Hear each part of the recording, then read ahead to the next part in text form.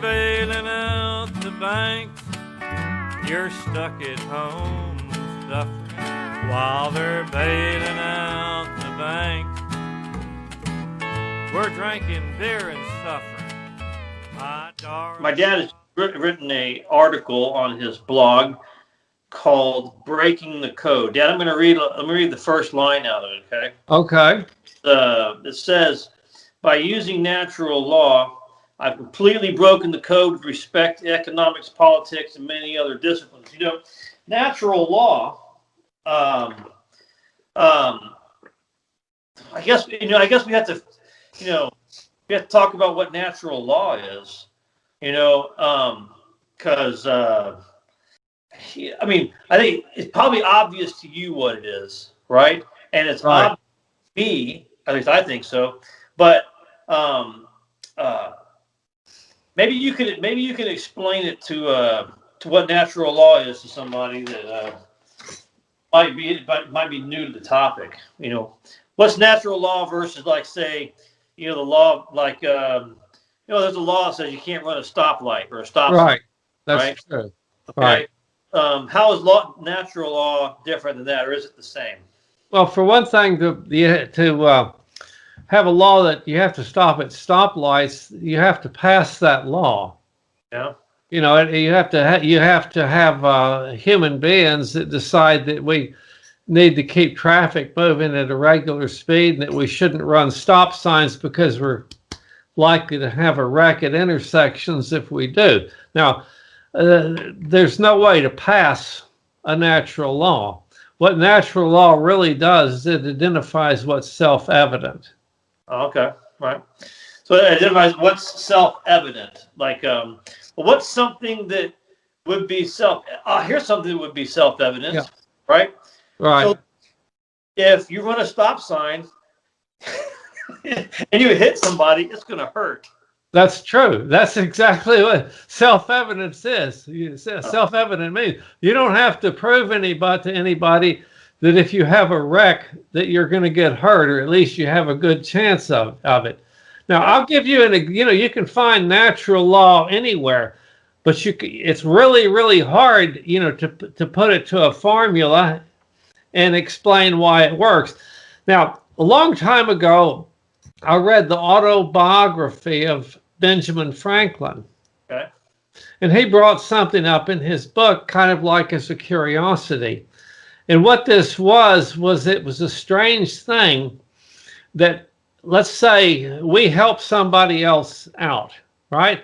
We take some responsibility for their lives and we take it off of their backs, right? Now, you would think that the outcome of that would be the person who received, let's say, the benefit or the benefit of our generosity. It would be natural to expect that person would live a life of appreciation for us and what have you. But what really happens is the people who actually perform the service, who do the kindness of other things like that, from that point on, feel obligated to continue. How does that work? Well, I don't know how it works. I don't know why it works. Benjamin Franklin didn't know why it worked either. It was just an oddity, but it's that way every time. So let's suppose that we decide that, well, we need government to help people who can't afford to buy houses. Yeah. So we use the government to make housing projects and things like that, and people move into those and they benefit. Then somehow, even though we have no obligation in the universe to do something like that for other people, it creates a feeling of obligation in the overall population, because if we discontinue doing it, the people who we're doing it for will suffer. Once we start taking over someone else's responsibility, then we feel responsible for what happens to them and for continuing. Yeah, say that again.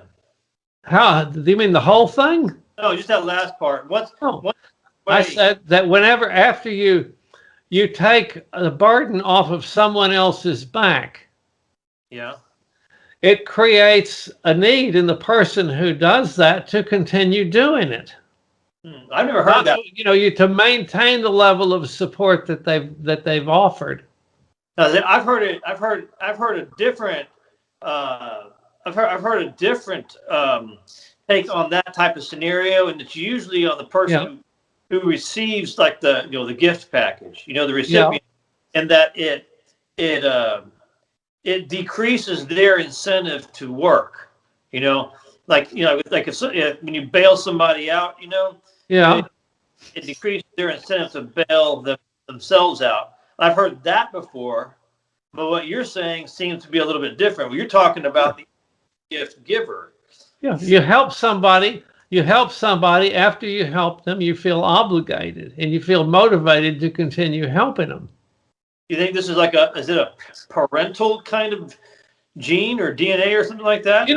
You can take these principles of natural law and you can try to explain them in 1,000 ways, but it's just going to turn out to be a guess. I mean, we don't know why it works out that way, but that's definitely a human tendency. Tendency, yeah. Well, that's interesting. You know, I can tell you, there's lots of examples in literature, and really not even important literature. You know, where an author, I don't know, he doesn't intend to come up with a natural law, but he does. Anyway, I remember that Mark Twain wrote a short story, and it was about this slave that gave speeches on top of a wood pile. Yeah.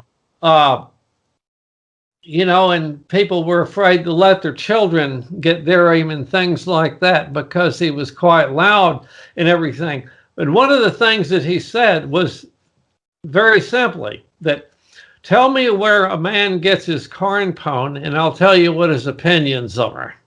Oh. Right?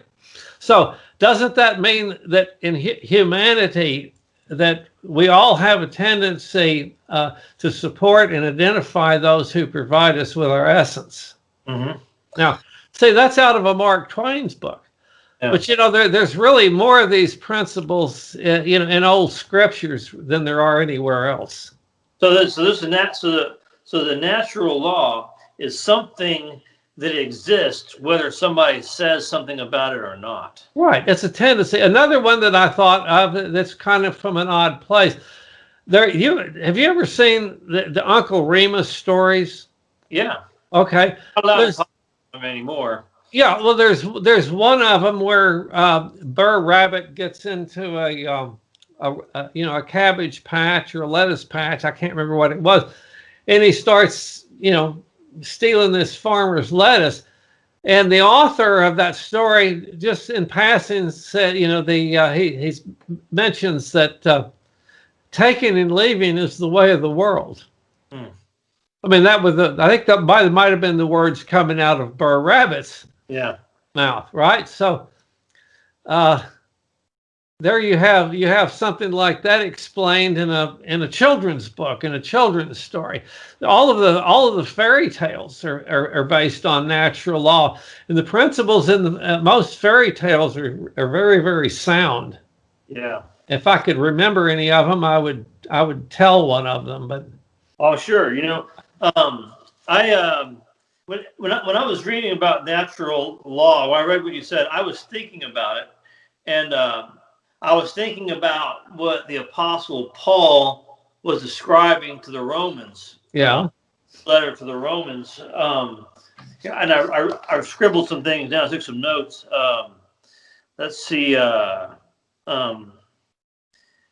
He says, that which is known about God is evident within them, and that's just people in general. Yeah. God made it evident to them.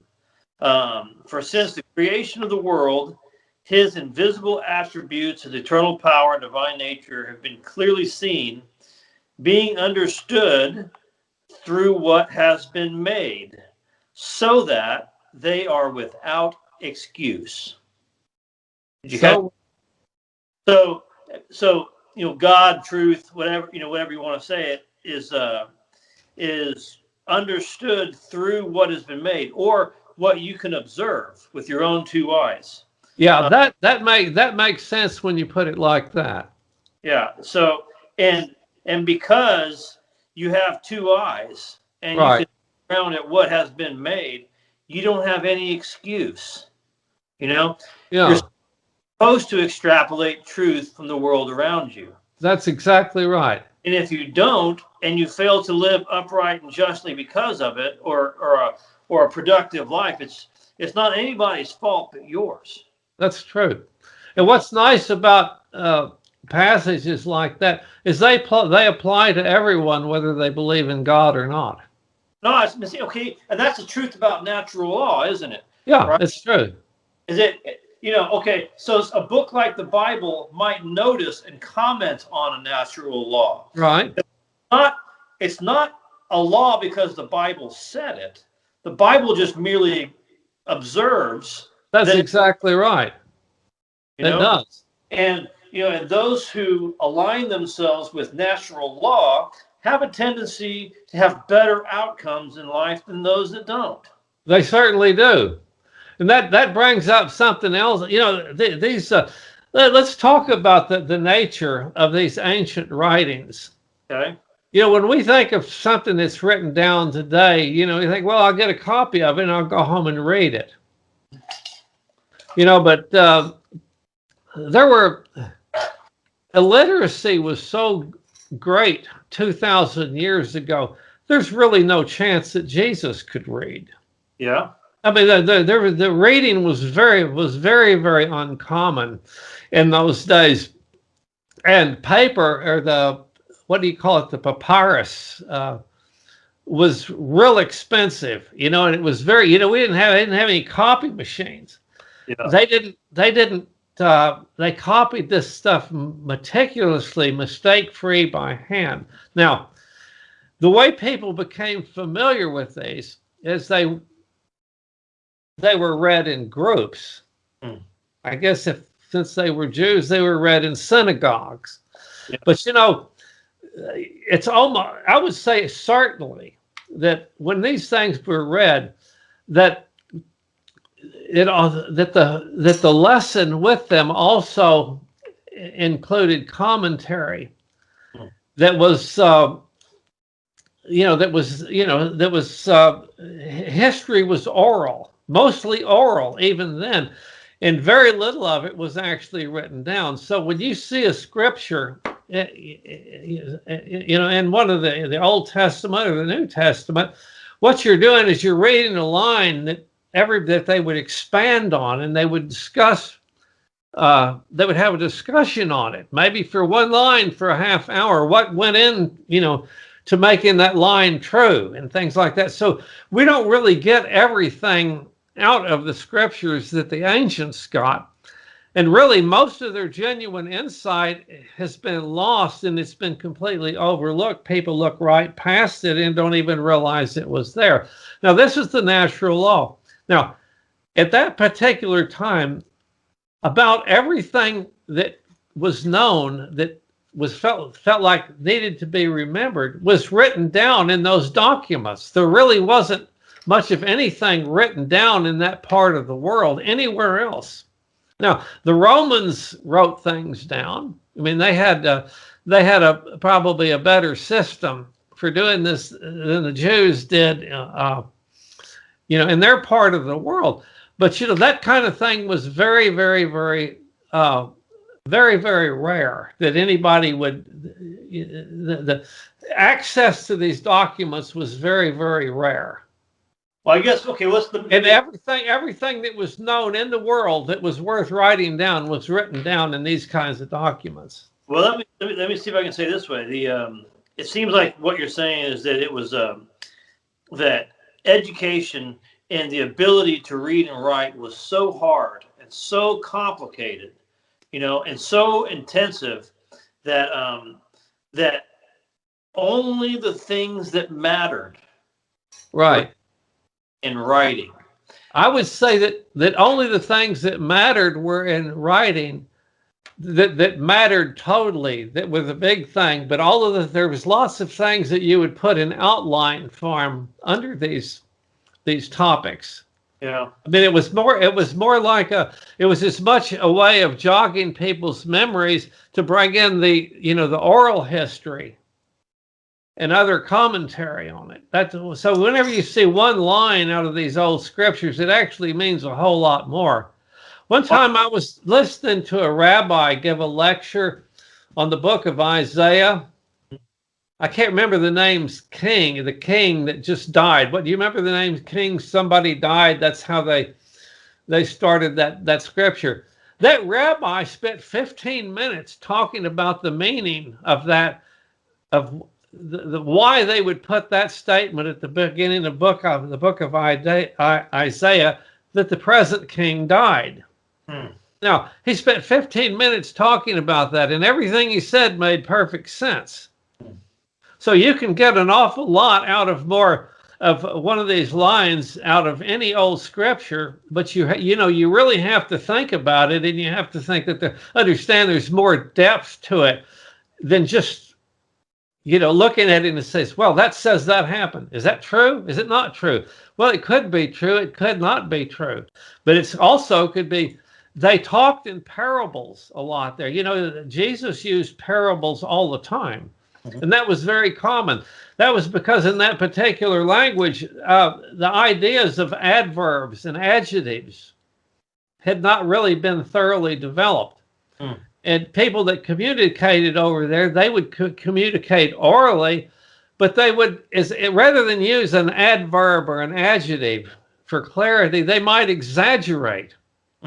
I mean, they would use something that doesn't, that doesn't necessarily apply. Like whenever Jesus said he was a door, that didn't mean he was a hole in the wall that people could. They used imagery like that, and they used lots of imagery in their communication because even language itself was not that well developed. People had been talking for a long, long time, but when you think about what language is really not a very precise way to communicate.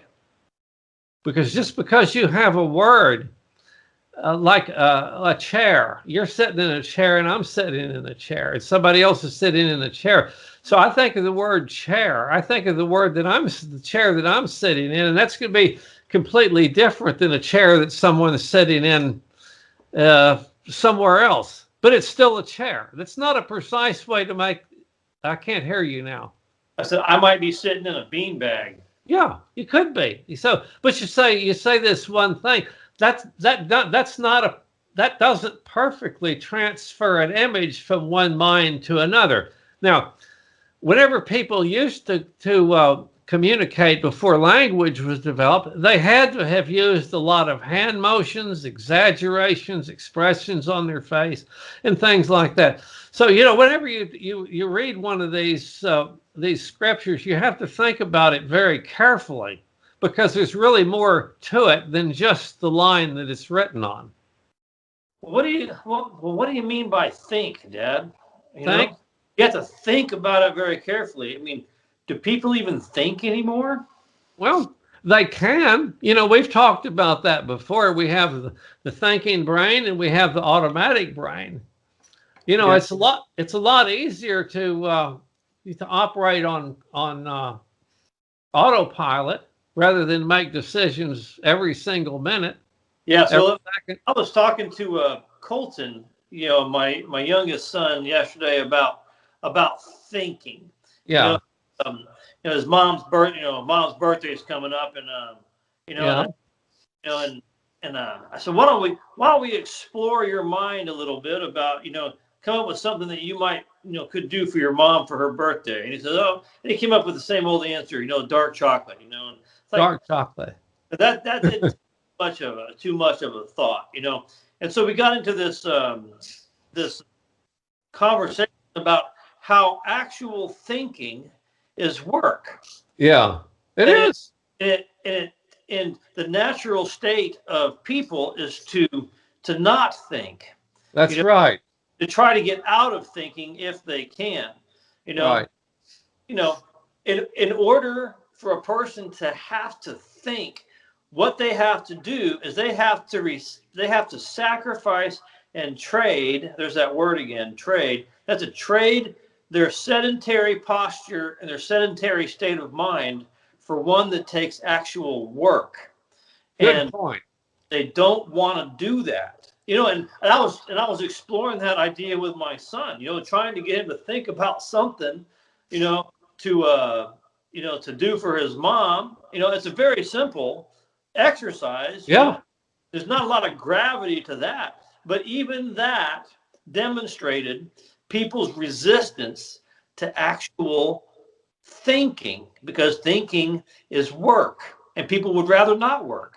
Well, you may have noticed that if you think sometimes, usually all the time, but have you ever noticed that when you think and concentrate that you get tired? Yeah. Right? Yeah. You get mentally fatigued. Yes. I mean, so it's you can't really call it a physical. It's not a muscular task, but it does make people tired.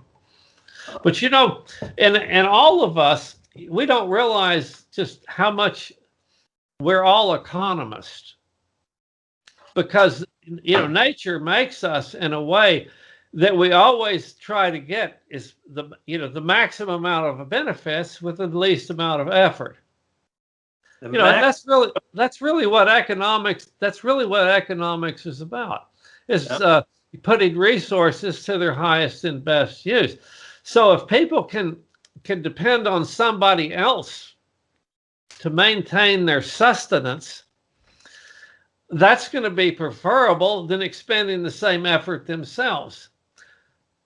And I think that that's really what is at the bottom of this, is the fact that it is a natural human tendency is to try to get as much as you can of your essence without working and off of the effort of others. Now, if you ever watch videos, watch some videos sometime about wild animals, and you'll find out real easy that lions, when they go out to hunt, well, their first choice is to find a carcass that's already been killed.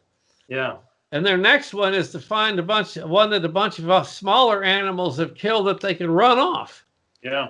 I mean, so even lions, the king of the jungle, well, they try to get something for nothing.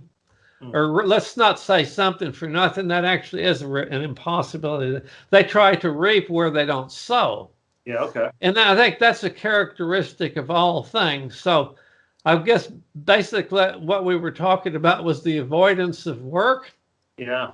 Well, if you look at it from the point of survival, it's a rational thing to do. And we all do it.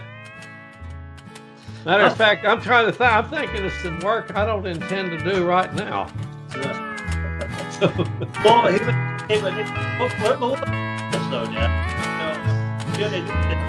Drinking beer and stuff.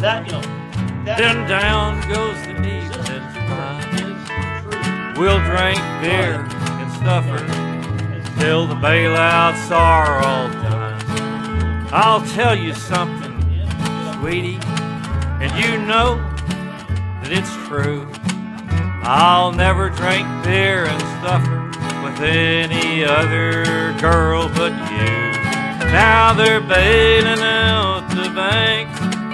You're stuck at home suffering while they're bailing out the banks.